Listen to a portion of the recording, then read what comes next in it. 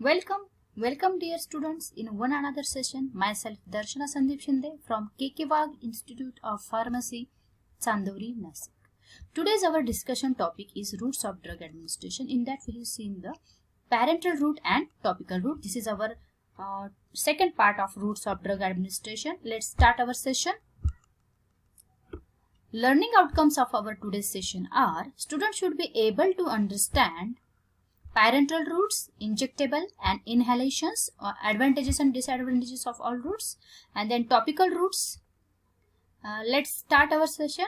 Routes of drug administration. In this, the part taken by the drug to get into the body is known as routes of drug administration.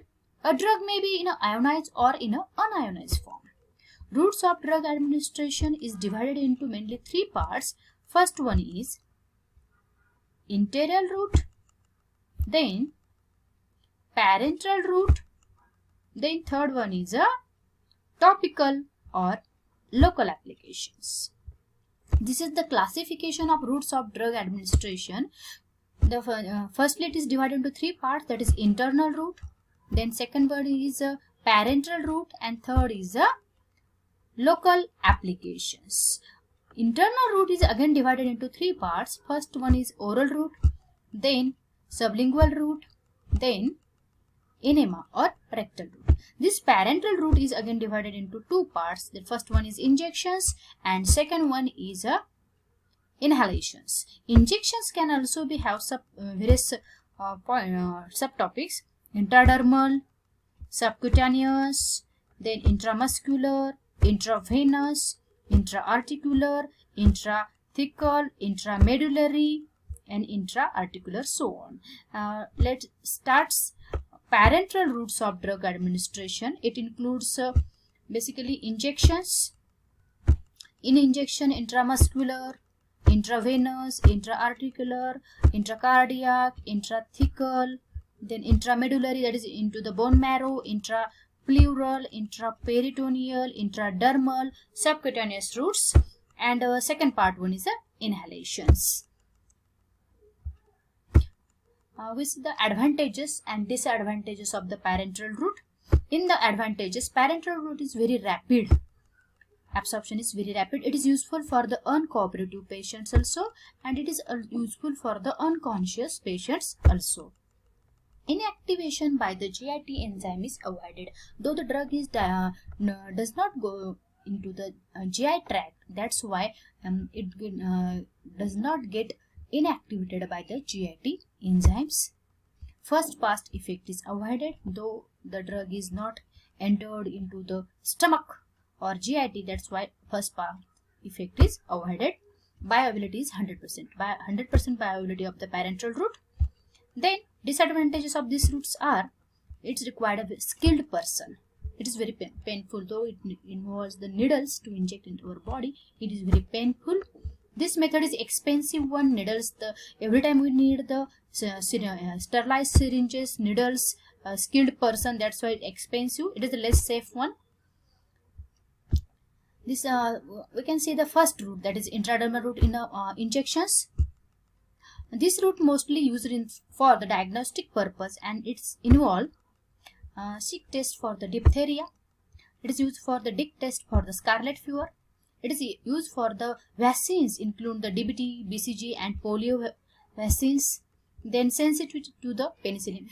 For this test we require the intradermal route. Then second one is subcutaneous route. Subcutaneous route might be used for the arms, forearms, thigh and subscapular spaces. Advantages of the subcutaneous route, that means subcutaneous routes, this injection is given into the subcutaneous tissues. Volume use up to the 2 ml. Up to the 2 ml volume we can use.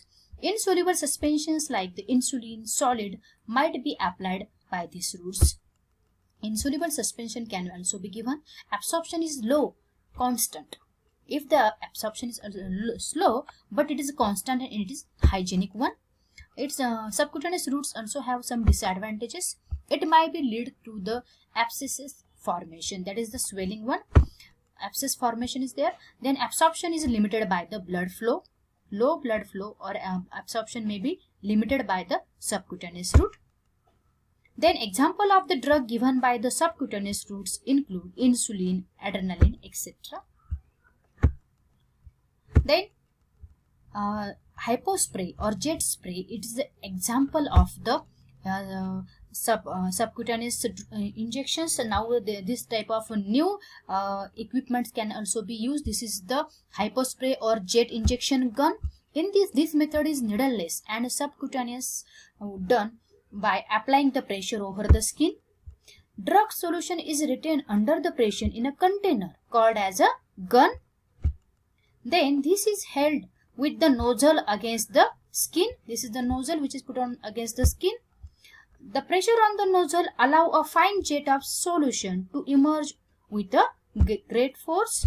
The solution can be penetrated into the skin. That means there is no needle involved. With by the force we can inject the solution into the skin. Then intravenous injections. Intravenous injection might be applied to the cubital, basilic and cephalic veins. Advantages: immediate action takes place. This route is preferred in emergency situations. This route is preferred for the unconscious patients. Then large volume of the fluid might be injected by this route. Diluted irritant might be injected by the intravenous route. It is preferred for the large volume parenteral injected into body. Absorption is not required. Though the drug directly goes into the blood systemic circulation, that's why absorption not required and no first pass effect takes place. Blood plasma or fluid might be injected by these intravenous injections. Intravenous injections or route also have some disadvantages. There is a no retreat. If a drug is given by this route, there is a no retreat. This method is more risky. Sepsis, infection might occur. Phlebitis, that is inflammation of the blood vessel, might be occur by this route. Infiltration of the surrounding tissue might be result. This method is not suitable for the oily preparations. This method is not suitable for the insoluble preparations also. These are the disadvantages of the intravenous routes. Then next one is intramuscular route. Intramuscular route might be applied to the buttocks, thighs and deltoids. The volume is used up to the 3 ml. Advantages of this intramuscular route: absorption is rapid than the subcutaneous route one. Then oily preparation can also be given, or can also for oily preparation this route is preferred over.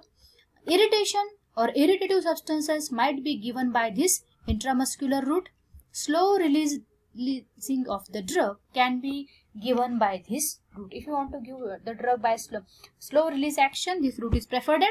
Then disadvantages of intramuscular: using this route might causes the nerve or vein damage.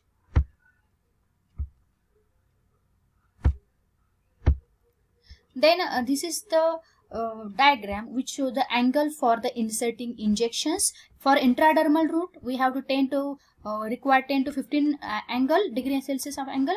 Then intramuscular route 25 degree.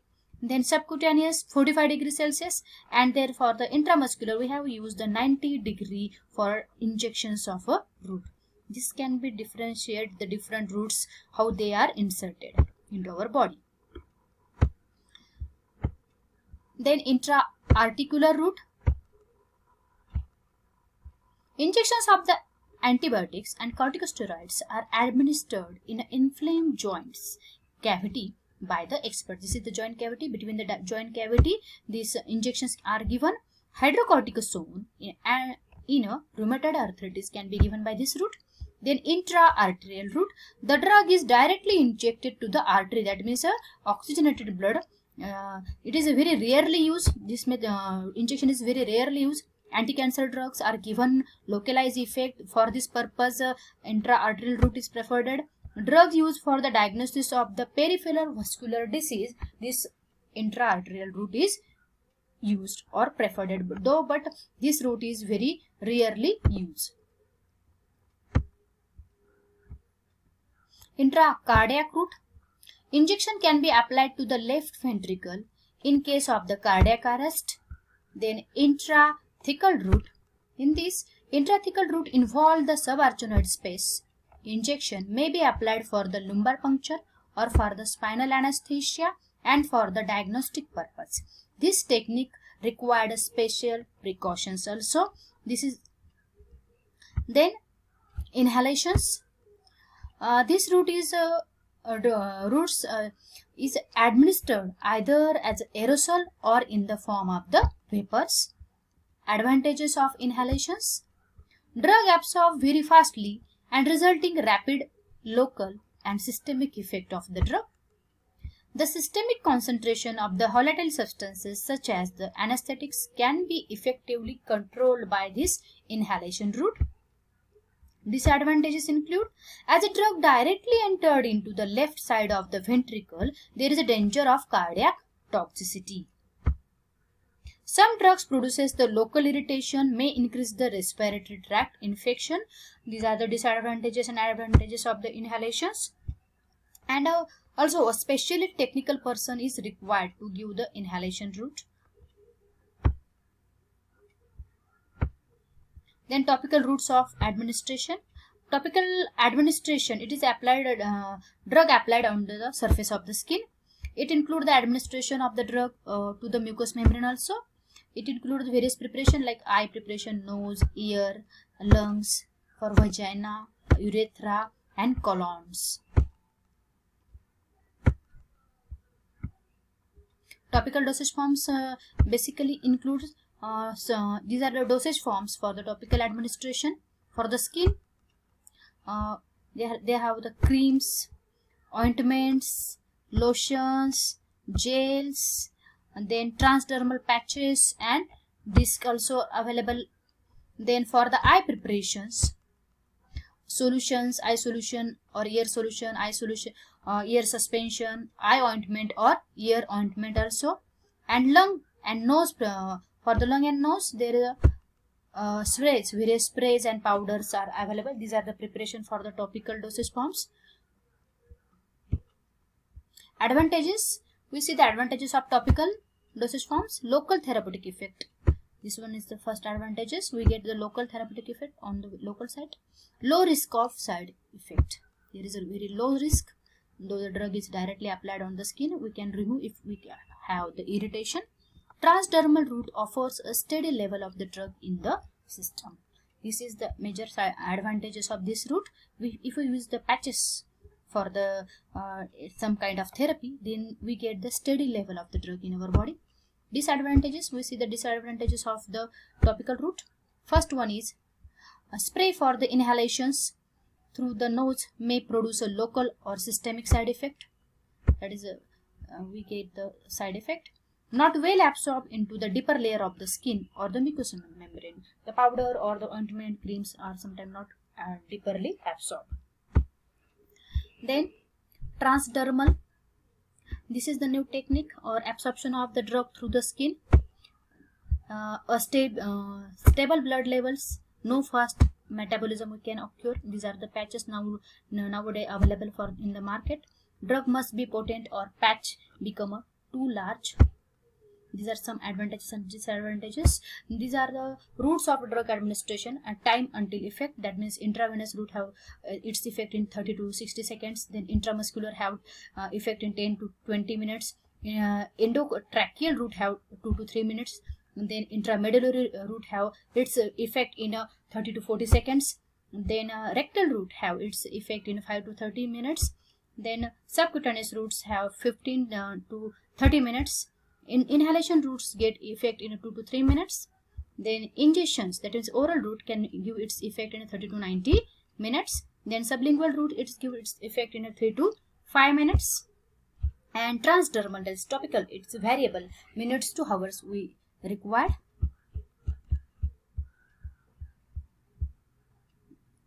So thank you very much for listening me. If you have any queries, then contact me. This is my mail ID. Thank you.